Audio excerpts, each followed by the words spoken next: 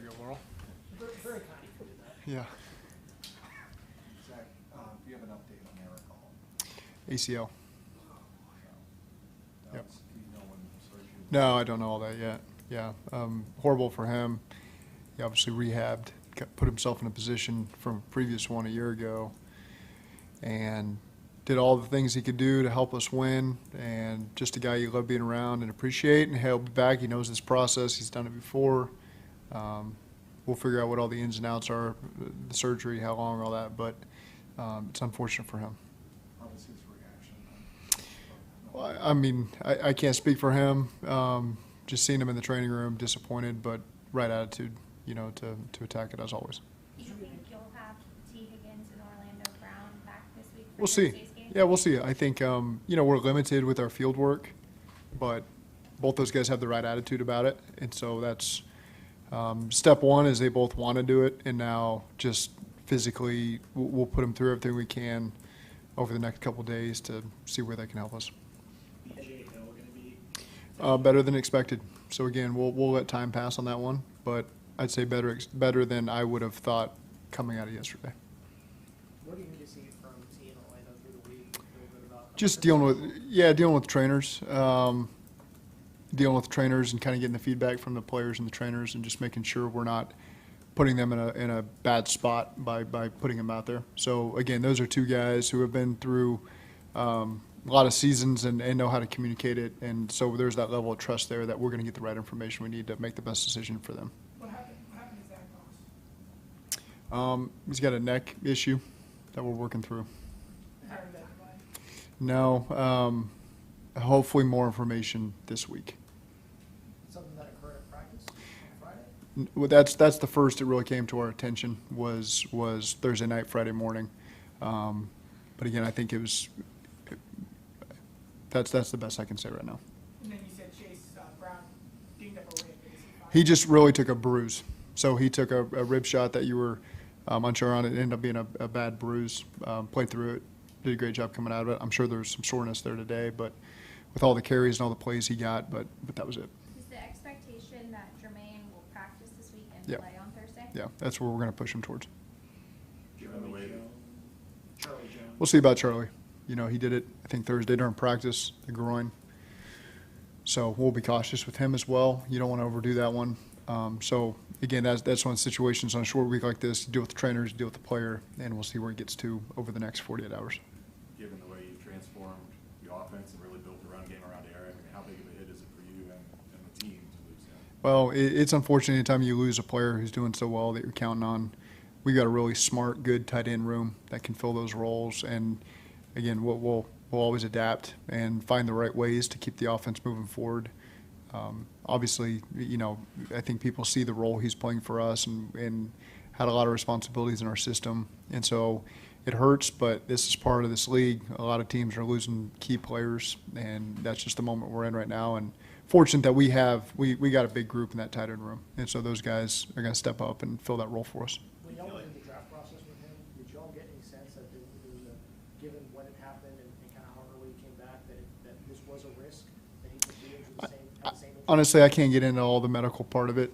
He obviously had rehabbed it. He's had an ACL before, had rehabbed it. Everything was done appropriately. And so it's just unfortunate it happened. Do you feel like you need an addition in the running back room now at this point? I think we got to be open to everything. And that's what Duke and his staff do an excellent job of always just making sure we're equipped with everything that we need. And so going through that process of seeing what's available, seeing where we can help ourselves in all areas, and we'll go from there. How much could a guy like Milton even help you right now? I mean, he's newish here. I mean, Yeah. or do you need someone to take some of the load off of Chase? I imagine 20-plus carries between now and however long you're playing doesn't probably feel like the greatest plan. Maybe you feel like it does. I don't know. Well, it's a short week and then a long weekend, and so we'll just the first issue is this Thursday and seeing what our best plan is to win and going from there. But again, we'll assess all the possible options. That's I know Duke and his staff are grinding on that, Steve and all those guys, and so we'll see where all that takes us. Do you worry about wear and tear on Chase Brown potentially? Like, I mean, it's being built for a type of run where he's got to carry so much more of the load. I think it's important that you have another guy that can take some of the work off of him, whether that's a couple carries, whether that's, some other snaps in some other areas. He has proven that he's a durable guy and can do a lot of stuff for us. So excited to see him in this continued role. And again, we'll always make the best decisions on how we can help him, how we can make the offense, and what backs fit in what situations for us. Just to follow up on Paul's question about adding a running back. Yep.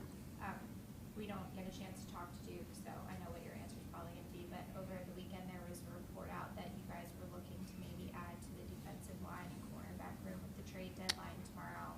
Do you have any comment on that? No, I think what I'd say is Duke always comes to me with information I need when I need it. And so the beauty is understanding that we had a big game last week, a short week this week. Any information he always gets is critical information for me. They work like crazy to make sure that we field the best team. And so, again, there's a lot of work that I know they're always doing behind the scenes. And you never know. If something happens, and that's great. So, again, I've got a lot of trust in those guys, and they do a great job of communicating with our coaches. Back to Jermaine, like you mentioned, your theme is that you're going to help him. Like, what are the resources you guys have here to help any young player who's figured it out? Tremendous resources, and I would say that we go above and beyond to make sure everyone's put in the best situation. And I won't get into what that all looks like, but and you'll just have to take my word for it that we go above and beyond to make sure everyone's put in the best place possible to succeed, and we're going to continue to do that. I know the word accountability's come up throughout the season in terms of the coaching staff, but what about in handling players? What about the accountability you feel the players have for each other in Yeah. the locker room? How would you characterize it? It's important. I think I don't know what word to use best, but it's important that you can count on your teammates, that the players can count on us, and we can count on the players. And so, again, it's everyone's coming in this league and has got things they got to continue to work through. It takes everyone to bring them along. And so I'm excited to watch how that process unfolds, and everyone's on board and willing to get the best out of every player we got in that locker room. I guess a better way to ask the question is. I can't wait, because I appreciate that. Do you feel there are enough voices, strong voices I in do. the locker room to get the message across? I do. I think I won't get into specific position groups, but I think that there's a lot of good guys that are willing to help, and regardless of the situation with any player, always gotten really good feedback where people are understanding and want what's best for the team. As a head coach, how have you kind of learned to discern when you get to the root of any kind of issue with a player over time? I mean, really at the heart of it, what's the hardest part, or in trying to discern exactly what the issue is with anybody? Everything's different. It's no two people are the same. It's always unique situations that you try to assess as best you can, and I won't list them all, but everyone's unique, and you got to handle them all differently and find the best way to solve the problem. What did you take, going back to the Baltimore tape the first time, first game, week 5, that you think gave you the most signs of hope that coming into this week's game? I think we always have great hope. I think this team believes that whoever walks on the field against us, we have a tremendous opportunity to find a way to win. These divisional games, again, it's always stated when you play these games, we know them well, they know us well. It was a great game. The last time we played them, we came up short, and excited for the opportunity to get another crack at them at their place. Whether, obviously blitzed Lamar last time, but when you just look at how well he's playing, how important is it to create pressure, and what does pressure do in particular in a matchup like this? Yeah, he's playing as good as anybody in this league right now. Well, they scored 7 straight possessions yesterday. And so, they're doing a lot of really good things. He's playing with a lot of confidence. There's a lot of things that are double-edged sword when you're attacking him, whether you're pressuring, and he makes the extra guy miss, and now you got a whole world of problems because he's as unique as it gets in terms of his athletic skill set, but his ability to beat you with his arm creates a real challenge. And so, again, we've seen him multiple times, so our guys know what they're dealing with, and you got to find ways to get stops, take the ball off of those guys, create an extra possession for yourself. But again, he poses a real significant challenge because of the type of player he is. It's kind of a two-part question, but were you in the room last year when Joe found out the diagnosis of his wrist injury? I was in several rooms at several times, so. Do you just remember your initial reaction? I know you're very even-keeled. Yeah. You don't ride the emotional roller coaster, Yeah. but do you remember remember your initial reaction? Yeah, I just remember being one-on-one with him, in the locker room after the game. And, it's a tough situation when you lose a player, especially of that significance at such a key position. But my job is to keep everything moving forward. And there's nothing you can do to change the circumstances. I'm very human. I feel the gut punch in the moment, but you've got a couple seconds to comprehend what's happening, and then you move on. And that's the way that this business is in this league, and everyone's got to deal with it. You don't have a single second to feel sorry for yourself or the circumstance you're in. It's your job to turn to Jake Browning and say, lead us, and you've prepared, you're ready for this moment. And that happens at a lot of different positions, and that's just part of the nature of the NFL. What did you think when the league put you back there almost a year to the day on Thursday night? Truthfully, I didn't put much thought into it. It feels like we've been there on a lot of Thursday nights. It's great. Put us in prime time. That means something to us. We need to play well, on the road in prime time. And so I think this team wants to be in the spotlight. We embrace that, and we need to put our best performance going forward on Thursday. Ravens have had good running backs around Lamar, but the guy they have back there now is really one of one. How has he made that offense and with Lamar even more dangerous? I mean, he's an incredibly physical runner. He's obviously got the top end speed to finish runs, as he's proven time and time again this year, even in whatever year he's in his career, which I think is really impressive. Once he gets that second level and gets a full head of steam, he's a real problem, and guys have been injured just tackling him, just normal tackles. He's not doing anything wrong. He's just a big body, and it's a lot of punch when you have to wrap up and tackle him. So obviously he's had as good a career as anybody, and still playing at an extremely high level. He's had problems sometimes ball security-wise. He's only got 2 interceptions, 20 touchdowns, 2 interceptions. It seems like his ball security is at a high level. He does an excellent job. He's able to get out of tough situations in the pocket to create better throwing opportunities for himself, to where he doesn't have to force balls, and it's impressive. What does it say about Joe that he's so locked in and was so maybe looking to get better, and kind of his mentality after a win like he had, almost like he had yesterday? It just speaks to what's important to him. He wants to win a championship. And he feels like, I don't feel like I'm speaking for him because he said it, but I mean, there's areas we could have improved yesterday on offense. And sometimes it's just 3 or 4 plays that we got to be better at. And when there's an opportunity, you feel like you left drives on the board, you left points on the board. It's frustrating for him, and so I can certainly understand that. What kind of impact do you think does that have on our team when your quarterback is so vocal, and kind of has that mindset of this is how it's going to be and this is how we feel like it Yeah, is? he's a leader on this team, and he wants people to match his intensity and his standards. And I don't disagree with that, And so, again, there's a balance for me as the head coach. There's a lot of positive things yesterday. I thought our defense played really well.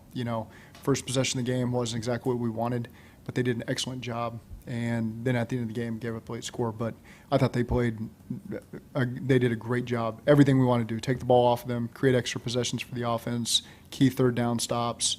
Was really proud of that. So as a head coach, I'm balancing some things that I think are really good, and there's some really good things on offense as well. But again, we want perfection. We know it's the halfway point in the season, and to achieve all the goals, we want to be in the thick of this division race with a chance to win it. We want to go to the playoffs. We want to win the Super Bowl. And so there are things that have to improve for us to get there. I think that's pretty obvious. So balancing how hard it is to win in this league and enjoying that, but also knowing we got a quick turnaround versus a big opponent, and we got to get ourselves ready to go on our mindset the right way.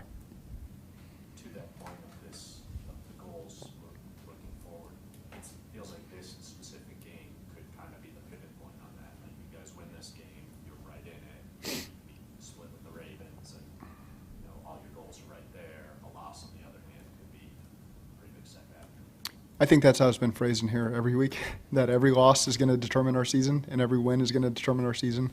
I've really fought back on that notion that we just take it one game at a time, and that's the mentality this group has had, and we're going to stick with it right now with where we're at in the season, and just find a way to win this one and then look forward to the next week. So just try to keep it as tight as we can that way. Will Mims bug you for a redo on the slip play? Mims wasn't the one bugging me. That was, I think a lot of people were you got to get the right look. It's got to play out the right way. Joe did a great job just getting us to the next play. The tricky part is you got to get him out on the next one, Mims, since he was an eligible receiver, and you got to get him out and get a new guy in. So Devin Cochran went in there for his first snap and did a great job, and we scored a touchdown to Drew Sample. So cool moment for Devin. I mean, that's just an example of some of these guys that step up in a moment's notice. Kendrick Pryor, it's a run play. We check to a pass. He gets his first career catch. Devin Cochran probably didn't expect to go in there his first play, block Max Crosby, but he did, and did well enough for Joe to extend and find Drew. So I think just good example of the depth on our team and the attention to detail of guys that have been on the practice squad being ready when their number's called. Kendrick didn't know he was playing until Saturday at noon, and so for him to step up and us trust that he's going to do all that stuff. And Devin the same way. He's been practicing like crazy. He goes one-on-one with Trey Hendrickson every day of his life. That's every rep he gets is one-on-one with Trey. And so it gets him ready for a moment that when his first block in the NFL is going to be Max Crosby, it's not too big of a moment for him because of some of these guys face in practice. And so I think it's a cool moment for both those guys. Is that the most rewarding behind-the-scenes moment as a position coach when guys like those two step in and do stuff like that? I think it is pretty cool because you've done a job to keep them focused. Those are two guys practiced the right way, man, and I think the team pulls for and they see that they are getting ready for their moments in games, and so when their number's called, no one's really surprised that they stepped up and delivered. I know Eric's skill set is different than most of your tight ends in what he can do in the run game, but with kind of looking at your numbers in the tight end room, where is Tanner McLaughlin's development then? Yeah. Is he someone that, you've liked his growth on the practice squad this Yeah, year? he's not on the practice squad. He's on the 53. He's just been inactive. So, again, enough to keep him on the 53 and see a bright future for Tanner and going to keep bringing him along and, again, have high expectations for Tanner's career here. Was it yesterday another case where it looked like Joe wanted to run no huddle, hurry up, and then I think there was an injury behind the play? No, he caught him in 12 men on the field and was trying to snap him. Rare circumstance where it was a bang-bang play at the sticks the play before on whether or not we got the first down. So the officials, as they explained to me, and they're correct, came in. They got to come in to see exactly where the ball is spotted. So they're not in a position to see if we subbed or not. So they have to assume that someone walked on the field and they have to hold it to allow them to sub. And so Joe was correct. There's really nothing anybody could have done differently. Joe saw it, had thought he could get it earlier in the game. He did it. It's just he can't really balance with where the ball just got on a new 1st and 10 and what the officials' jobs are, and so we just move on from there. But it's tough because that's the possession we had to kick field goal on. So it's unfortunate because that play was 0 yards, and then we're 2nd and 10, and then we get kick field goal. So there's nothing really you could do differently. I like Joe's approach that he's trying to do that and be aggressive with subs because you can get a free play out of it, and I think we're one of the better teams in the league in terms of getting free plays with cadence and stuff like that. So we got to keep that up. What are your options right now with Chase getting as many carries as he got yesterday to kind of take the workload off him? I mean, what do you feel like on with what's currently on the roster to be able to kind of alleviate? I think the important thing is short week, Thursday game, do everything we can just to find the best plan possible. And then you go from there. You get a chance to readjust from there, but we'll just assess our options right now for Thursday night and get ready to go. You said you're moving forward expecting Jermaine to go. I know you experimented with in the preseason. Would he be in the mix at kick returner if Charlie can't go? I think all options are on the table at kick returner. Yep. As a play caller, what is a guy like Henderson? How do you attack a guy like that as a play caller? I mean, what is he? I mean, when he runs right through people, it's hard to do that. And so, again, he knows how people are going to plan around him.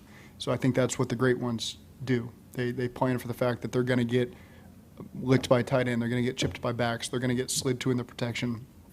So you're going to get screened.